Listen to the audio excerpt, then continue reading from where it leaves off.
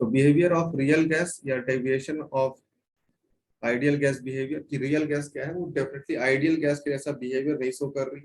ठीक है, हमारे पास क्या था, आइडियल गैस इक्वेशन था, PV is equal to NRT, जो ये बोलता था प्रेशर और वॉल्यूम का जो प्रोडक्ट होगा हमेशा क्या होगा, कांस्टेंट होगा।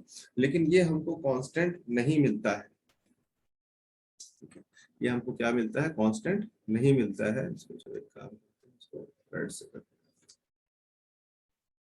अगर हम देखते हैं कुछ हाइड्रोजन, तो इसकी वैल्यू जो है, अगर आप प्रेशर और वॉल्यूम के बीच में ग्राफ प्लॉट करेंगे विथ इंक्रीजिंग प्रेशर, तो प्रेशर और वॉल्यूम का जो प्रोडक्ट है लगातार इंक्रीज होता जाएगा। ठीक है, मतलब इसमें आपको आइडियल गैस से हमेशा पॉजिटिव डेविएशन मिलेगा। जितना प्रेशर आप सोचते थे ना आइडियल गैस के लिए, उससे प्रेशर हमेशा क्या मिलते जा रहा है, ज्यादा मिलते जा रहा है, इंक्रीज करते जा रहा है। ये कंटिन्यूअसली इंक्रीजिंग प्रेशर आपको देखने को मिलेगा, किसके लिए, हाइड्रोजन के लिए। सेम केस अगर आप हीलियम को देखें, तो हीलियम भी क्या करती है, प्रेशर और वॉल्यूम का प्रोडक्ट जब इसके लिए ग्राफ प्लॉट करते हैं, तो हीलियम के लिए भी ये वैल्यू हमको कंटिन्यूअसली इंक्रीजिंग मिलती है। मिलना क्या चाहिए था, आइडियल गैस के लिए कांस्टेंट मिलना चाहिए था, लेकिन ये वैल्यू हमको हमेशा क्या मिलती है, इंक्रीजिंग मिलती है। मतलब जितना प्रेशर हम थ्योरेटिकली कैलकुलेट करते हैं फ्रॉम फॉर्मूला, है ना, कॉपी में जो कैलकुलेट की भाई इतना प्रेशर आना चाहिए, उतना प्रेशर नहीं आएगा, आपको हमेशा मिलेगा क्या, ज्यादा प्रेशर। ठीक है, इनिशियली जो प्रेशर की वैल्यू जैसे जैसे आप इंक्रीज करते आते हैं, तो प्रेशर और वॉल्यूम का जो प्रोडक्ट है वो हमेशा क्या होगा, इंक्रीज होता जाएगा। ठीक है, तो हाइड्रोजन और हीलियम जैसी गैसेस जो होती है हमेशा पॉजिटिव डेविएशन शो करती हैं, मतलब कैलकुलेटेड बिहेवियर से ज्यादा। लेकिन कार्बन मोनोऑक्साइड, अगर हम देखें किसको, कार्बन मोनोऑक्साइड को, तो शुरू में तो ये थोड़ा निगेटिव बिहेवियर शो करती है, उसके बाद ये भी क्या करती है, पॉजिटिव डेविएशन शो करने लगती है।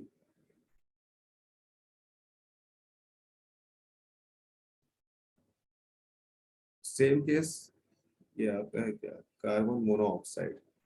कार्बन डाइऑक्साइड का भी बिहेवियर ऐसा ही रहता है, ये भी शुरू में निगेटिव डेविएशन शो करती है काफी ज्यादा, उसके बाद इसका भी बिहेवियर क्या होता है, पॉजिटिव की तरफ जाने लगता है। स्ट्रेट खींचते हैं,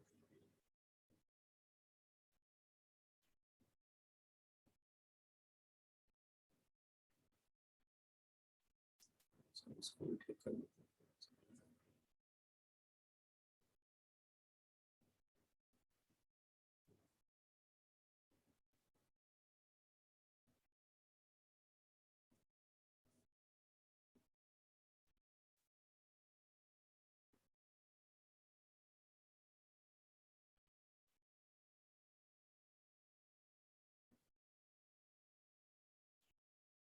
कार्बन मोनोऑक्साइड पहले में थोड़ा सा नेगेटिव, उसके बाद कंटिन्यूअसली ये पॉजिटिव शो करती है।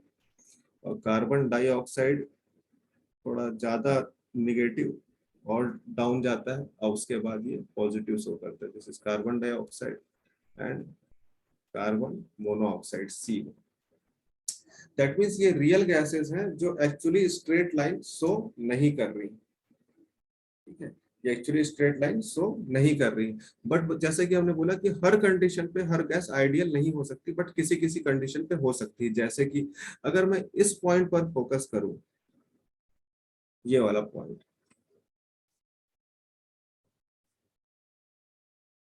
ठीक है, तो इस पॉइंट पर कार्बन डाइऑक्साइड क्या है, है ना, आइडियल गैस बिहेवियर शो कर रही है। दैट मीन्स इस पर्टिकुलर प्रेशर की कंडीशन में जो कार्बन डाइऑक्साइड है वो आइडियल गैस बिहेवियर के पॉइंट पर एग्जिस्ट कर रही है, उस पर्टिकुलर प्रेशर पर।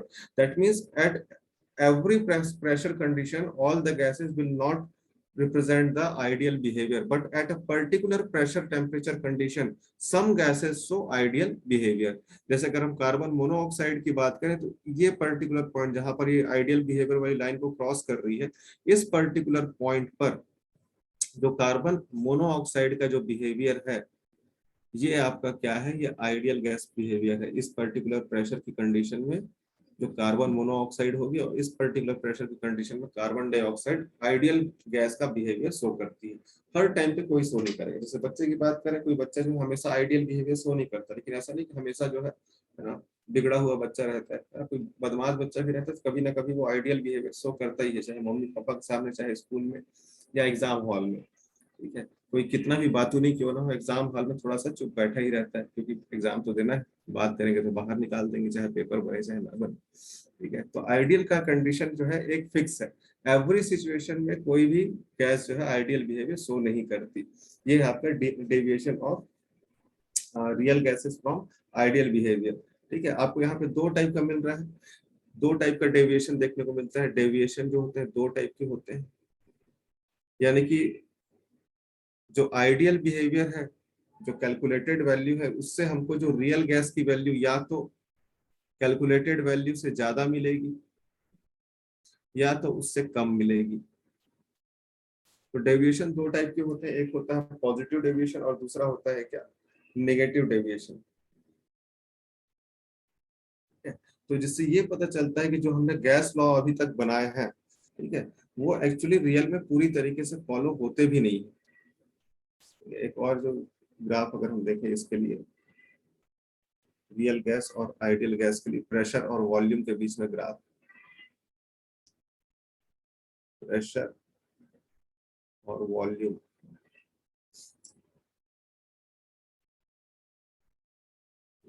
तो जब अगर हम इसको वाई एक्सिस लेते हैं, ये आपका एक्स एक्सिस है, जैसे जैसे हम क्या करते हैं प्रेशर बढ़ाते आते हैं, तो वॉल्यूम को क्या होना चाहिए, कम होना चाहिए। कौन बोलता था, प्रेशर जैसे जैसे इंक्रीज होता जाएगा वॉल्यूम क्या होगा, धीरे धीरे कम होता जाएगा। ये बोलता था प्रेशर और वॉल्यूम का रिलेशन, बॉयल्स लॉ। ये कर्व हमको रियल गैस और आइडियल गैस के लिए सेम नहीं मिलता। जहां पे अगर हम देखेंगे कि सपोज रेड वाले पॉइंट से बना लेते हैं आइडियल गैस को,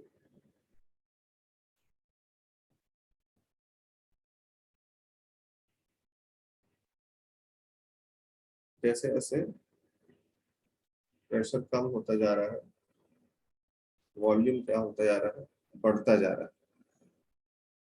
ये आपकी क्या है, रियल गैस और ideal gas.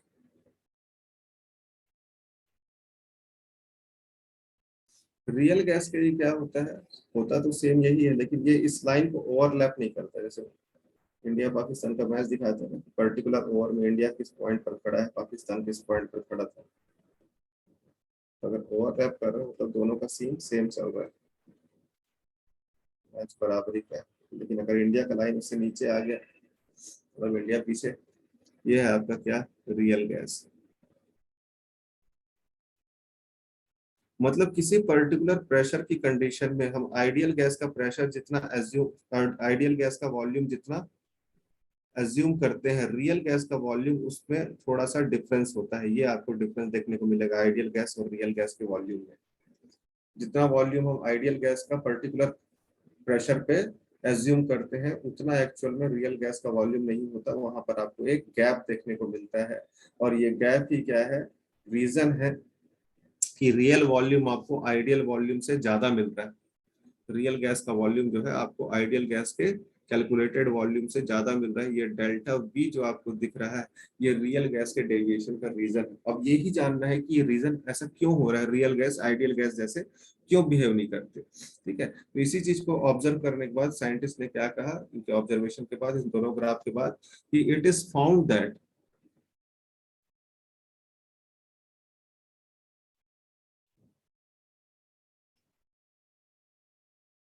Real gases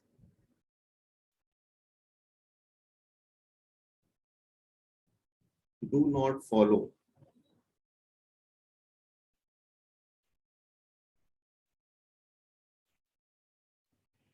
gas law. ऐसा नहीं कि बिल्कुल भी फॉलो नहीं करते, करते हैं। गैस लॉस परफेक्टली, एकदम परफेक्टली फॉलो नहीं करते। आप कैलकुलेट कर रहे हो 2.2, आंसर आ रहा है 2.5, तो थोड़ा सा वेरिएशन वहां पर आता है under all condition.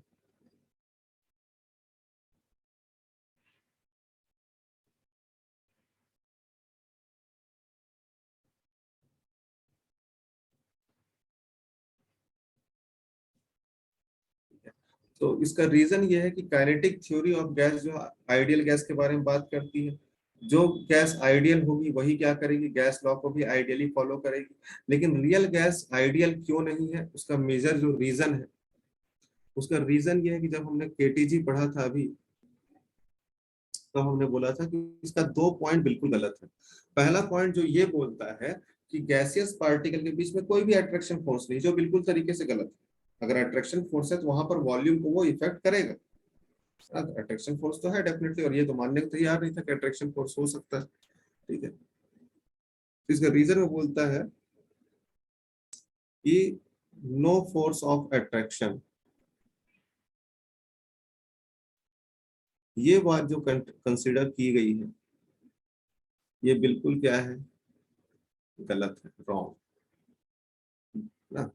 Force of attraction is there, यहाँ पर ये प्रेजेंट होता है, जो इन्होंने कंसिडर नहीं किया। ठीक है, और दूसरी चीज कि गैसियस वॉल्यूम को बोलता है कि जितना वॉल्यूम गैस ने ऑक्यूपाई किया है उसके कंपैरिजन में गैसियस वॉल्यूम एकदम नेग्लिजिबल है, मतलब गैस के वॉल्यूम को कुछ मानने को तैयार नहीं है ना। जैसे बोला जाए, क्या बोल रहा है ये, कि सपोज एक कमरे में गैस भरी है, ये पूरा कमरा है, ठीक है, और इस कमरे में क्या है, गैस भरी हुई है, कोई भी gas, suppose oxygen, oxygen normal air oxygen ही मान लेते हैं चलो। तो सपोज ये ऑक्सीजन गैस इस पूरे कमरे में भरी हुई है, तो ये क्या हो गया, इस गैस का ऑक्यूपाई वॉल्यूम हो गया। इस कमरे के अंदर ये गैस भरी हुई है, तो ये गैस का क्या हुआ है, ऑक्यूपाइड वॉल्यूम है।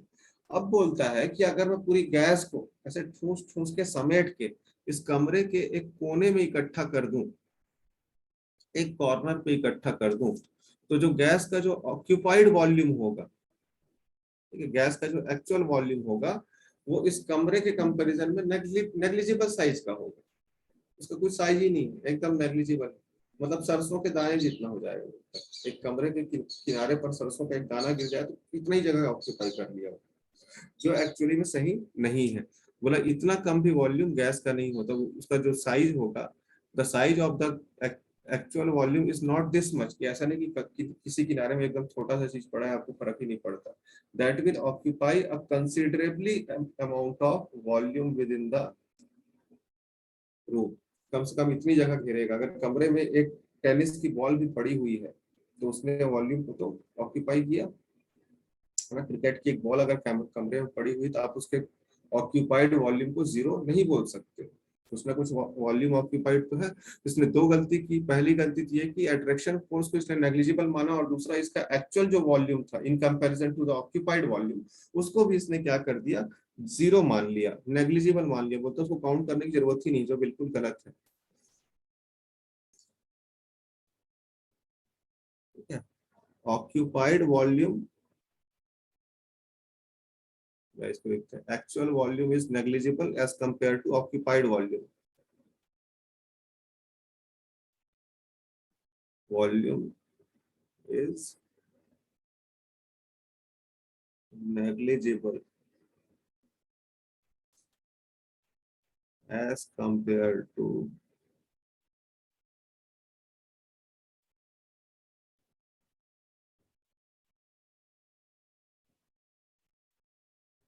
occupied volume। ये पॉइंट जो इसने बोला था जो बिल्कुल ही गलत है। इट इज नॉट नेग्लिजिबल, आप उसको नेग्लेक्ट नहीं कर सकते, वो इतना भी कम नहीं है कि आप उसको नेग्लेक्ट कर दो। ठीक है, आप एक डीओ को ही बॉटल को सोचोगे, एक डीओ की बॉटल है ना, या एलपीजी है ना, डीओ की बॉटल, एलपीजी क्या उसकी अच्छी स्मेल भी नहीं होती है ना, डीओ की बॉटल, उस डीओ की बॉटल के अंदर डीओ है, कई तो आज बॉटल आजकल ट्रांसपेरेंट भी आ रही है, तो आपको दिखता है ना, there is sufficient amount of deodorant is filled inside the bottle, काफी ज्यादा अमाउंट। अब उसी डीओ की बॉटल के स्प्रे को आप पूरे रूम में स्प्रे कर दो और पूरे रूम खुशबू से भर जाए, तो बोलो कि that is volume occupied by the deodorant. वो पूरे कमरे में जितनी खुशबू भरी हुई है वो डिओड्रेंट का ऑक्यूपाइड वॉल्यूम। और जो बॉटल के अंदर जो डिओड्रेंट भरा हुआ था, सपोज 100 ml या 80 ml भी भरा हुआ था, ठीक है, that volume is negligible, so we can not say that 80 ml is negligible. ठीक है, उसी कमरे में 80 ml क्लोरीन गैस डाल के देखो, आदमी सांस नहीं ले पाएगा, तो that is not negligible amount. ठीक है, तो आप उसको नेग्लेक्ट नहीं कर सकते। तो दो नेग्लिजेंस की वजह से इसका जो एक्चुअल जो रियल कंडीशन में जो कैलकुलेशन था उसमें एरर आने लगा है। और इसी एरर को ठीक करता है कौन? Van der Waals. क्योंकि वॉन्डर वॉल से पहले ये चीज नहीं पता थी कि उनके बीच में अट्रैक्शन होता है। इसी चीज को वॉन्डर वॉल ने एक्सप्लेन किया कि there is a force of attraction which is known as van der Waals force of attraction. तो इसलिए इस चीज को वॉन्डर वॉल ने करेक्ट किया। ठीक है, और इसने बताया क्या? इसने करेक्शन किया, बोला तुम लोग जो फॉर्मूला कैलकुलेट किए बोले क्या करें, अभी तक जो हमारा जो डिस्कवरी है उसको फेंक दें, है ना पढ़े, खराब हो गया पूरा। बोले नहीं, तुमने जो डिस्कवरी की है, जो रिलेशन निकाले हैं वो बिल्कुल सही है, बस थोड़ा सा करेक्शन करना पड़ेगा। बोले कि तुमने आइडियल गैस का प्रेशर निकाला था जिसमें एक्चुअल प्रेशर से कुछ कम प्रेशर आपको मिल रहा था। तो बोले जो रियल गैस का जो प्रेशर है उसमें आप क्या करो, एक कांस्टेंट को ऐड कर दो। बोले आपका जो वैल्यू है वो सही आने लग जाएगी। बोले कौन सा कांस्टेंट? बोले ए एन स्क्वायर अपॉन बी। तो इसने दो करेक्शन दिया है यहाँ पर। ठीक है, बोला एक जो आप अट्रैक्शन फोर्स को कंसीडर नहीं करते थे जिसके कारण प्रेशर में डिफरेंस आता था, इसको बोला क्या? ये आपका एक्चुअली ऑब्जर्व्ड प्रेशर है जो आपको रियल में ऑब्जर्व हो रहा है। और इसमें हमने कुछ क्या किया है? करेक्शन किया है। तो ये आपका क्या है? Correction term.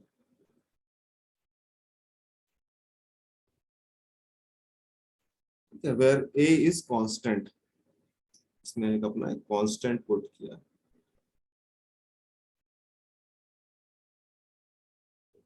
और इसके बीच में जो अट्रैक्शन फोर्स होता है दैट इज बोला it is a short range attraction force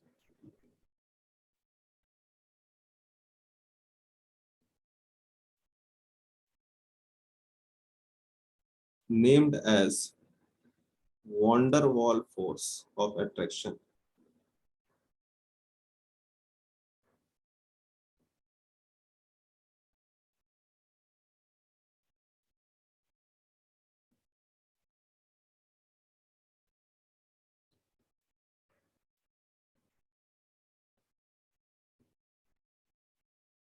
अब बोला ये करेक्शन करने के बाद अगर आप अपना आइडियल गैस वाला फॉर्मूला को सुधारना चाहते हो, ठीक है, जो आपने निकाला था PV is equal to NRT, तो उसको आप करेक्ट कर सकते हो। बोले P plus A N square upon B. आप केवल पी नहीं लिखना है, PV is equal to NRT था, तो P plus A N square upon B, ये आपका किया प्रेशर में करेक्शन। और वॉल्यूम जो है आपको जो ज्यादा मिल रहा था उसको थोड़ा कम करना है, क्योंकि अट्रैक्शन के कारण पार्टिकल पास पास आते हैं, इसलिए वॉल्यूम जो है कैलकुलेटेड वॉल्यूम से थोड़ा कम मिलेगा। तो वॉल्यूम को थोड़ा सा माइनस किया, माइनस एन बी। यहाँ पर बी भी क्या है? कांस्टेंट है। इसमें दो कांस्टेंट रखे हैं, ए और बी। जो कांस्टेंट ए है that is for pressure correction and constant B is for volume correction. बोला अब ये आपका फॉर्मूला सही हो गया, PV is equal to N R T जो निकाला था। तो अब पी ना बोल करके हम बोलते हैं पी इज ना P plus A N square upon V, और वी ओनली वी ना बोल करके वी माइनस एन बी। हालांकि इस फॉर्मूले का यूज आपको न्यूमेरिकल में नहीं किया जाता। न्यूमेरिकल जब भी देता है तो हम आइडियल गैस मान के ही उसको सॉल्व करते हैं चाहे वो कोई भी गैस दे। ठीक है, तो ये सिर्फ करेक्शन टर्म था जो बाद में इसमें ऐड किया गया। हालांकि हम जब भी न्यूमेरिकल वगैरह प्रॉब्लम सॉल्व करते हैं तो PV is equal to NRT से ही हम सॉल्व करेंगे।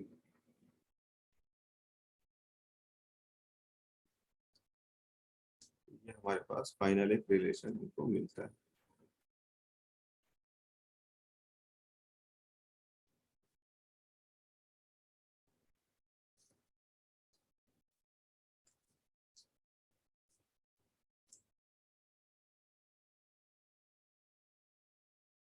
ठीक है, और हमारे पास एक जो स्टार्टिंग में जो फॉर्मूला था PV is equal to NRT, इसको हमने क्या किया है?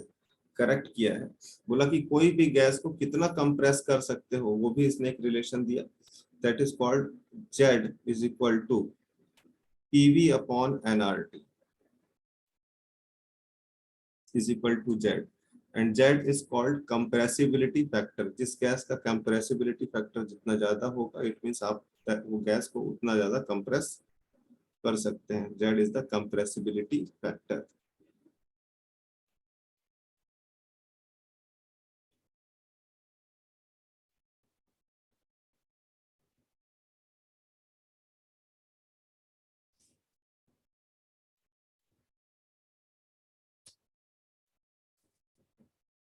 बोले यही रीजन है कि अट्रैक्शन फोर्स होने की वजह से, जैसे जैसे पार्टिकल शुरू में तो गैस के दूर दूर है, जैसे आप फोर्स लगाते हो, प्रेशर लगाते हो, प्रेशर लगाने से गैसेस पार्टिकल पास में आते हैं। एक टाइम ऐसा आता है जब उसके बीच का इंटरमॉलिक्यूलर स्पेस बहुत कम होने लगता है, और उस टाइम पे जो गैस है वो लिक्विड में चेंज होने लगती है। तो अगर अट्रैक्शन फोर्स नहीं होता तो गैसियस पार्टिकल कभी भी लिक्विफाइड नहीं हो सकते। इस चीज को वॉन डेर वाल ने एक्सप्लेन किया और ये करेक्शन का टर्म दिया कि प्रेशर को बोला थोड़ा सही करो, प्रेशर आप जो कैलकुलेट कर रहे हो उससे थोड़ा ज्यादा प्रेशर मिलेगा, और वॉल्यूम जितना कैलकुलेट कर रहे हो उससे थोड़ा सा कम वॉल्यूम मिलेगा। तो किस कुछ इंक्रीज हो रहा है प्रेशर में और वॉल्यूम में डिक्रीज हो रहा है। इससे आप रियल गैसेस के बिहेवियर को प्रेडिक्ट कर सकते हो, कैलकुलेट कर सकते हो। ठीक है। बोलता है क्या इस, है ना, और किसी गैस को कितना कंप्रेस कर सकते हो ये डिपेंड करता है जेड पर। ठीक है। बोलता है कि एट लो प्रेशर, अगर प्रेशर क्या है बहुत लो है, तो जेड की वैल्यू होती है अप्रोक्सीमेटली 1। ठीक है। And at high pressure,